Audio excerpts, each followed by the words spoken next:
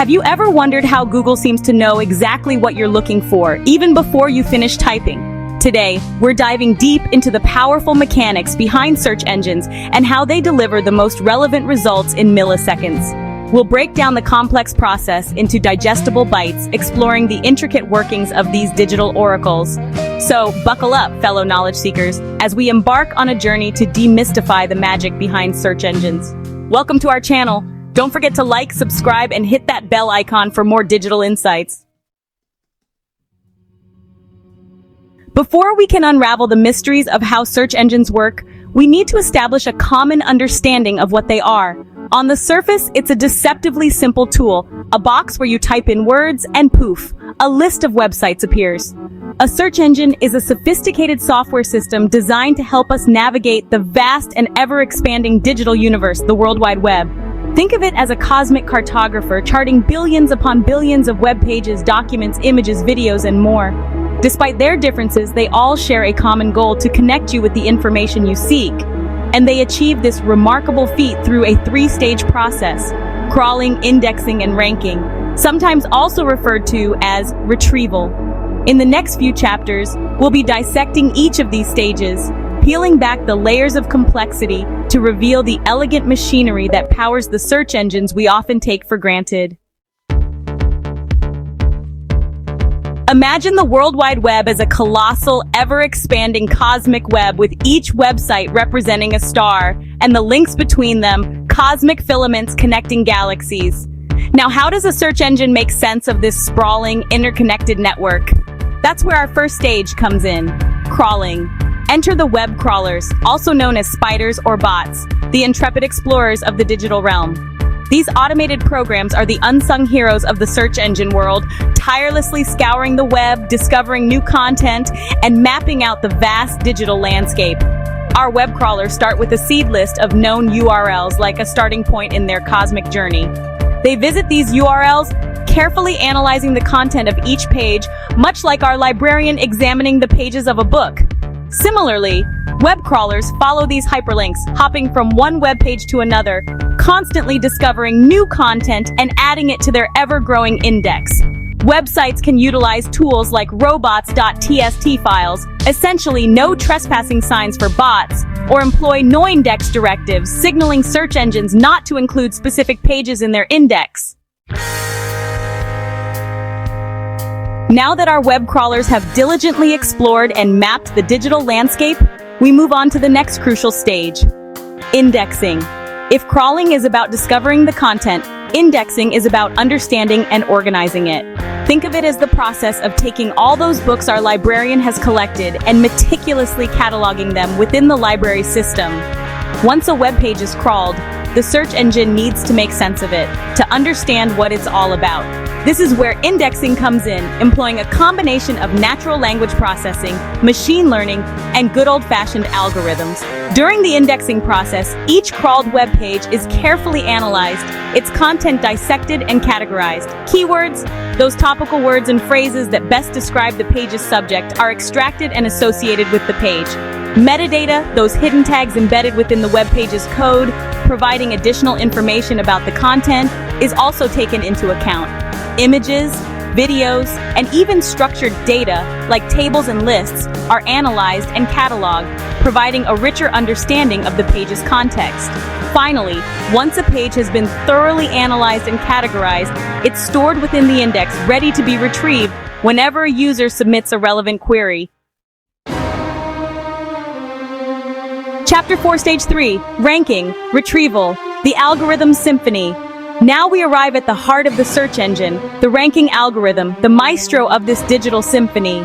If crawling is about discovery and indexing is about organization, then ranking is about making sense of it all, prioritizing the most relevant and valuable information in response to a user's query.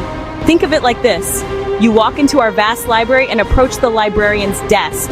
"I'm looking for information on the formation of black holes," you say. This is where the ranking algorithm steps in, acting as an expert curator, sifting through billions of web pages in a fraction of a second to deliver the most relevant and authoritative results. To achieve this, search engines employ a complex interplay of factors, analyzing hundreds of signals to determine the order in which websites appear on that coveted search engine results page. One crucial factor is relevance to the query. Search engines also prioritize quality content pages that demonstrate expertise, authoritativeness, and trustworthiness, or what Google affectionately calls EAT. User experience plays a vital role as well, including factors like mobile friendliness, load speed, and ease of navigation. Chapter 5. Search algorithms and updates, a constantly evolving universe. Just like the universe is in a constant state of flux, expanding and evolving, so too are the algorithms that power search engines. Google alone makes thousands of updates to its algorithm each year, some minor tweaks, some major overhauls. Each update is designed to improve the quality of search results, ensuring users find the most relevant, authoritative, and helpful information. Over the years, there have been several major algorithm updates that have significantly impacted the way websites are ranked and how we approach search engine optimization. One such update was Panda, rolled out in 2011, focusing on content quality. Then came Penguin in 2012, targeting spammy link-building practices. In 2013, Hummingbird took flight, revolutionizing how search engines understand user intent. More recently, AI-powered updates like BERT and MUM have pushed the boundaries of natural language understanding. These updates highlight the dynamic nature of the search landscape, emphasizing the need to stay informed and adapt to changes. When you type a search query into Google, you're not necessarily seeing the same results as someone else searching for the same thing on the other side of the world, or even across the street. That's because search engines strive to personalize your search results, tailoring them to your unique interests, location, and search history. Think of it like this. Imagine visiting a cosmic library where the shelves rearrange themselves based on your past reading preferences. If you've shown a fondness for astrophysics, you might find books on black holes and neutron stars conveniently placed within arm's reach. Similarly, search engines use your past behavior as a guide, surfacing content that aligns with your interests and needs. Several factors contribute to this personalized search experience. Your location plays a significant role, especially for queries with local intent. Your search history is another crucial factor. The device you're using, your language settings, and even the time of day can influence the results you see. It's all part of the search engine's efforts to provide the most relevant and personalized experience possible. Now let's talk about the economics of search engines, because even in the digital realm, things have a cost. When you hit that search button, you'll often notice two distinct types of results: paid results and organic results. Understanding the difference between them is crucial for navigating the search landscape effectively. Think of it like browsing a cosmic marketplace. You have vendors who have paid for prime real estate to showcase their wares. Those are our paid results, often displayed prominently at the top or bottom of the search results page. They're clearly labeled as ads, and they're there because businesses have bid on specific keywords related to their products or services.